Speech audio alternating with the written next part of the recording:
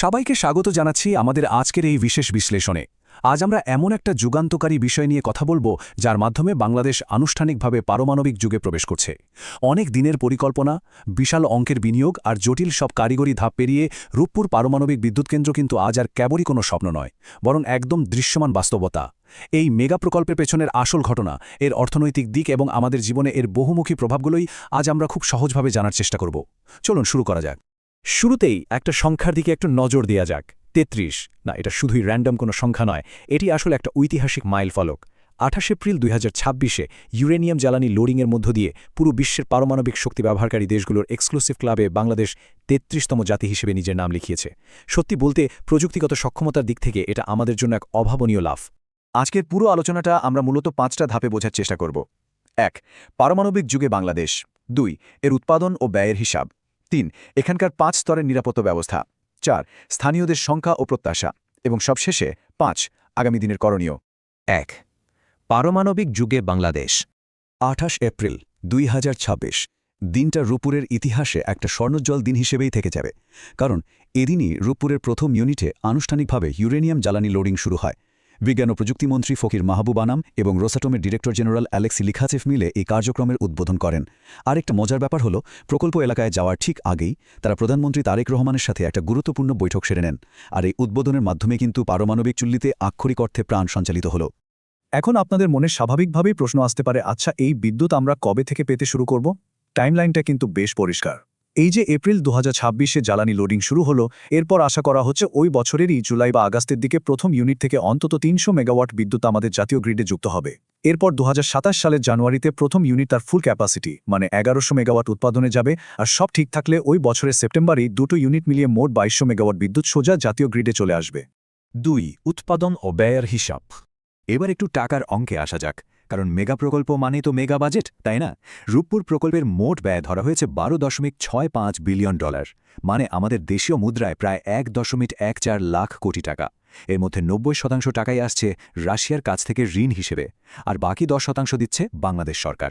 তবে এখানে সবচেয়ে খেয়াল করার মতো বিষয় হল, রাশিয়ার এই বিশাল ঋণ কিন্তু আমাদের আগামী ২৮ বছরের মধ্যে শোধ করতে হবে। বুঝতেই পারছেন, এটা যেমন বড় একটা অর্থনৈতিক প্রতিশ্রুতি, তেমনি এক দীর্ঘমেয়াদী দায়বদ্ধতাও। প্রযুক্তিগত দিক থেকে রূপপুর কিন্তু একদম লেটেস্ট। এখানে সর্বাধুনিক জেনারেশন 3+ VVER ১২০০ রিয়্যাক্টর ব্যবহার করা হচ্ছে। মোট উৎপাদন হবে ২৪০০ মেগাওয়াট, যা আমাদের দেশের মোট বিদ্যুৎ চাহিদার ১০%-এরও বেশি একাই পূরণ করবে। পাশাপাশি প্রায় ২৫০০ দক্ষ মানুষের সরাসরি কর্মসংস্থান তৈরি হচ্ছে এখানে। কিন্তু এখানে একটা বড় তবে আছে। শুরুতে বলা হয়েছিল প্রতি ইউনিট বিদ্যুতের দাম পড়বে ৬ টাকার মতো, কিন্তু এখন হালনাগাদ হিসেবে দেখা যাচ্ছে সেটা বেড়ে প্রায় ১২ টাকা হতে পারে। বলাই বাহুল্য, এটা সরাসরি সাধারণ ভোক্তাদের পকেটে একটা বড় প্রভাব ফেলবে। ১০০, এই সংখ্যাটা শুনলে কি মনে হয়? রূপপুর বিদ্যুৎ কেন্দ্রের নকশাকৃত আয়ুষ্কাল হল পাক্কা ১০০ বছর। অর্থাৎ এটা শুধু আমাদের বর্তমানের জন্যই না, বরং আগামী বেশ কয়েকটা প্রজন্মের জন্য একটা বিশাল ইনভেস্টমেন্ট। আর ঠিক একই কারণে এটা আমাদের জন্য একটা বিশাল গুরুদায়িত্বও বটে। ৩-৫ স্তরের নিরাপত্তা ব্যবস্থা। পারমাণবিক বিদ্যুৎ কেন্দ্রের কথা উঠলেই সবার আগে মাথায় আসে নিরাপত্তার কথা, আর এটাই খুব স্বাভাবিক। এখানে ব্যবহার করা হচ্ছে ডিফেন্স ইন ডেপথ বা বহুস্তরীয় সুরক্ষা নীতি। এটি মূলত আন্তর্জাতিক পরমাণু শক্তি সংস্থা বা IAER এর রেকমেন্ড করা একটা স্ট্র্যাটেজি, যেখানে দুর্ঘটনা এড়াতে অনেকগুলো সুরক্ষা বলা একসাথে কাজ করে। NPCBL এর MD মো জাহিদুল হাসান নিশ্চিত করেছেন যে ফুকুশিমা বিপর্যয়ের মতো ঘটনা থেকে শিক্ষা নিয়েই রূপপুরে এই অত্যাধুনিক সিস্টেম বসানো হয়েছে। এই সুরক্ষার আসলে প্রধান ৫টা লেয়ার বা স্তর আছে। প্রথমে অ্যাক্টিভ সেফটি সিস্টেম, যা ইমার্জেন্সিতে নিজে থেকেই চুল্লি বন্ধ করে দেয়। দ্বিতীয়টা হলো প্যাসিভ সেফটি সিস্টেম। এর সবচেয়ে বড় চমক হলো বিদ্যুৎ না থাকলেও বা কোনো মানুষের সাহায্য ছাড়াই এটা কাজ করতে পারে। এরপর আছে double containment structure, core catcher এবং হাইড্রোজেন রিকম্বাইনার। এই সবগুলোর কম্বিনেশন যে কোনো দুর্ঘটনার রিস্ক একদম শূন্যের কোঠায় নামিয়ে আনে। আর নজরদারির মাত্রাটা কেমন জানেন? পুরো প্ল্যান্টের ৭,০০০-এরও বেশি স্বয়ংক্রিয় ইন্টারলক ব্যবস্থা আছে। এগুলো ২৪ ঘন্টার একটা সেন্ট্রাল কন্ট্রোল রুম থেকে কন্টিনিউয়াসলি মনিটর করা হয়। এর মানে হলো, কোনো কারণে যদি কন্ট্রোল রুমে কোনো অপারেটর নাও থাকেন, তারপরেও যে কোনো চরম পরিস্থিতিতে সিস্টেম নিজে নিজেই চুল্লি শাটডাউন করে দিতে পারবে। একেবারে সলিড একটা টেকনোলজিক্যাল ব্যাকআপ। ৪. স্থানীয়দের সংখ্যা ও প্রত্যাশা।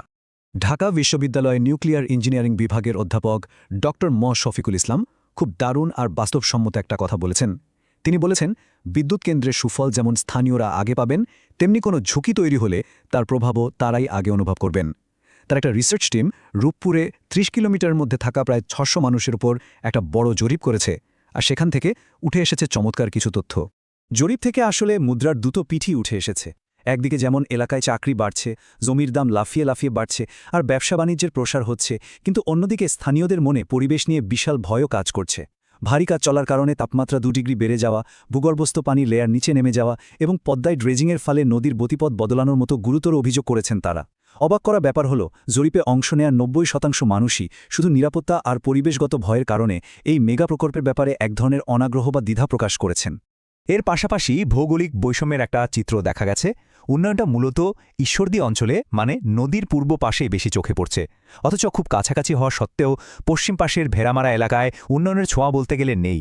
এমনকি প্রকল্পের লোক নিয়োগের ক্ষেত্রেও স্থানীয়দের মধ্যে নানা অনিয়মের অভিযোগ রয়েছে, যা সাধারণ মানুষের মনে বেশ অসন্তোষ তৈরি করেছে।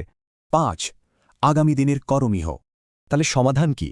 এই আস্থার সংকট কাটাতে ওই জরিপ থেকে কিছু প্র্যাকটিক্যাল প্রস্তাবনা দেওয়া হয়েছে। যেমন, জরুরি অবস্থার জন্য কাছাকাছি একটা বিশেষায়িত রেডিয়েশন চিকিৎসা হাসপাতাল বানানো, ৩০ কিলোমিটার এলাকা জুড়ে সেফটি ইনস্ট্রাকশন লেখা বিলবোর্ড টাঙানো, স্থানীয় স্কুল কলেজের সিলেবাসে পারমাণবিক নিরাপত্তার গাইডলাইন যোগ করা, এবং বর্তমানে যে পারমাণবিক তথ্যকেন্দ্রটি আছে সেটাকে সাধারণ মানুষের নাগালে থাকা গ্রিন সিটি এলাকায় সরিয়ে আনা। স্থানীয়দের মনে বিশ্বাস ফেরাতে এই কাজগুলো করা কিন্তু খুব জরুরি। আজকের এই বিশ্লেষণের একেবারে শেষে এসে একটা গভীর প্রশ্ন কিন্তু থেকেই যায়। নিরবচ্ছিন্ন বিদ্যুতের যে রঙিন প্রতিশ্রুতি রূপপুর আমাদের দিচ্ছে, তা কি সত্যিই একটা মাল্টিবিলিয়ন ডলারের ২৮ বছর মেয়াদী বিশাল ঋণ এবং আগামী ১০০ বছরের পরিবেশগত দায়িত্বের এই পাহাড়সম ওজনের সাথে পুরোপুরি ব্যালেন্স করতে পারবে? এই ঐতিহাসিক প্রযুক্তিগত অগ্রগতির দীর্ঘমেয়াদী আসল মূল্যটা আসলে কত, তা আমাদের সবাইকে গভীরভাবে ভাবতে বাধ্য করে। এই ভাবনার জায়গাটা